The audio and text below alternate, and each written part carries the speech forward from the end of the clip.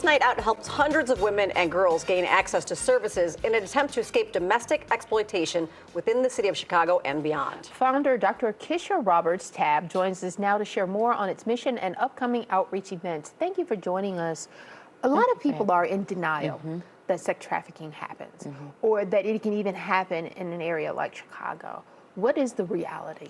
The reality is that Chicago is actually a national hub for trafficking. Oh, no. And if you think about our transportation, the way our transportation is set up, and then the violence that's always showcased in Chicago, most people think that this is the perfect place to hide girls, because if you're looking for guns, you're not looking for the girls that's going missing. And so Chicago has become one of the national hubs.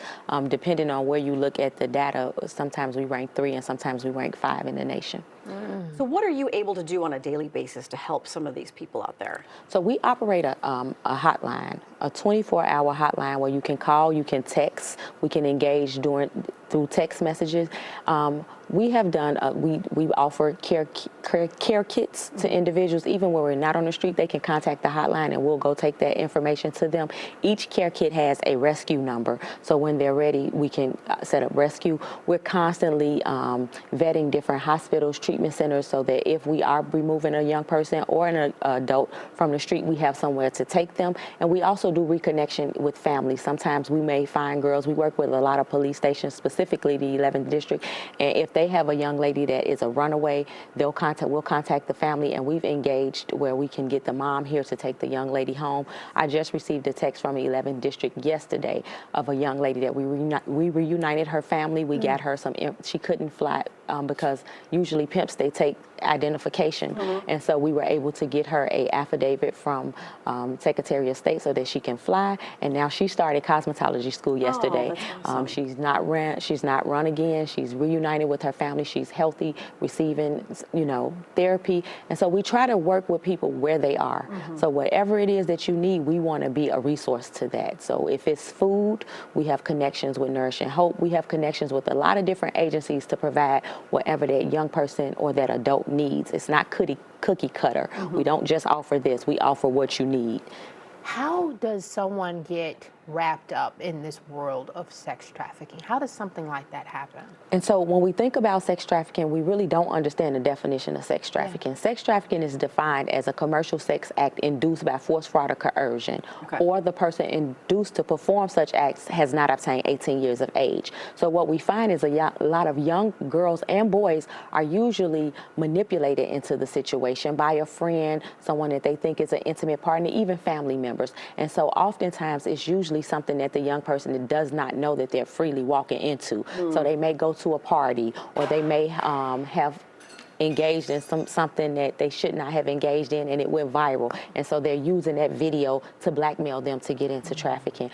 Or a lot of times with boys, we see that the age of entry for boys is low as 7 to 9. And a lot of that is going on via headsets with gaming systems. So you have to be very, very vigilant when you have a young person that's, playing games on, because sending photos or anything over the web, because you think that you're talking to someone or you're playing a game with someone your age when you're really talking to someone 60, 70, 40, that doesn't have the greatest intention for our young people.